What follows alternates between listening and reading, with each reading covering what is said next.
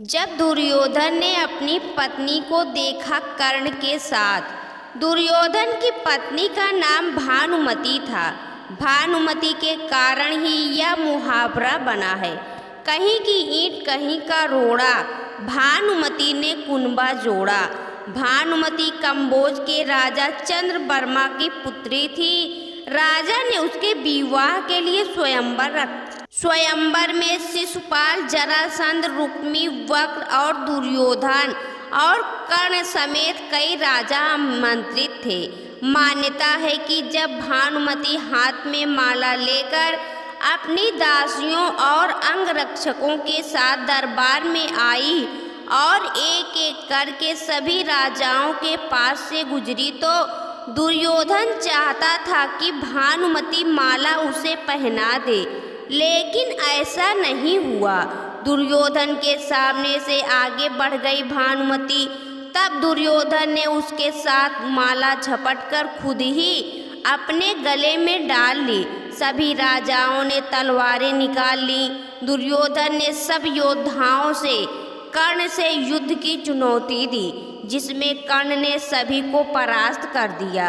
भानुमति को हस्तिनापुर ले आने के बाद दुर्योधन ने उसे ये कहकर सही ठहराया कि भीष्म पितामह भी अपने सौतेले भाइयों के लिए अम्बा, अंबिका और अम्बालिका का हरण करके लाए थे।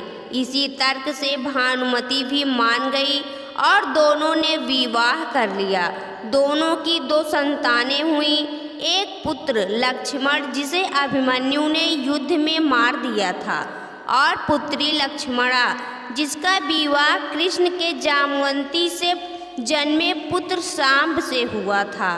कहते हैं कि भानुमति कर्ण के साथ अच्छा संबंध हो चला था। दोनों एक दूसरे के साथ मित्र की तरह रहते थे। दोनों की मित्रता प्रसिद्ध थी। कर्ण और दुर्योधन की पत्नी भानुमति एक बार शतरंज खेल रहे थे। इस खेल में कर्ण जीत रहा था। तभी भानुमति ने दुर्योधन को आते देखा और खड़े होने की कोशिश की। दुर्योधन के आने के बारे में कर्ण को पता नहीं था, इसलिए जैसे ही भानुमति ने उठने की कोशिश की, कर्ण ने पकड़कर बैठाना चाहा। भानुमति के बदले उसके मोतियों की माला कर्ण के हाथ में आकर टूट गई।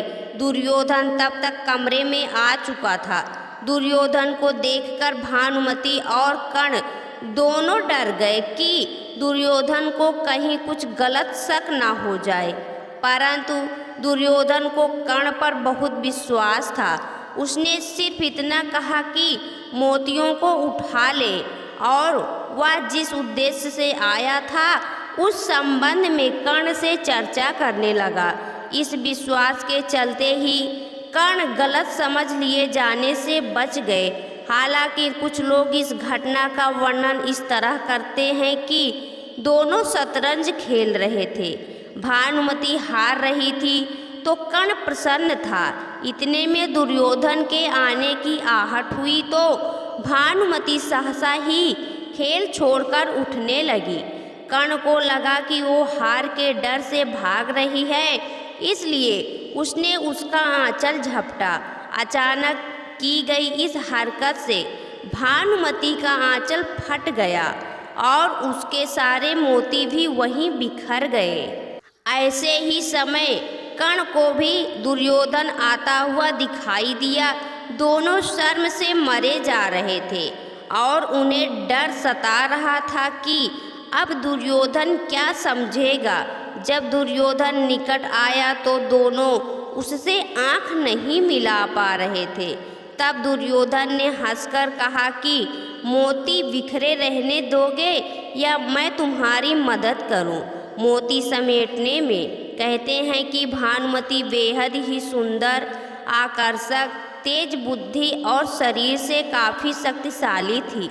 गांधारी ने सती पर्व में बताया है कि भानुमति दुर्योधन से खेल खेल में ही कुश्ती करती थी, जिसमें दुर्योधन उससे कई बार भी हार चुका था।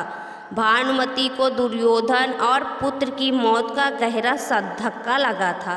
दोस्तों, आपको यह कथा कैसी लगी कमेंट बॉक्स में ज़रूर बताएं। वीडियो को लाइक करें, शेयर करें और हमारे चैनल को सब्सक्राइब करना ना भूलें। वीडियो देखने के लिए आपका बहुत बहुत धन्यवाद।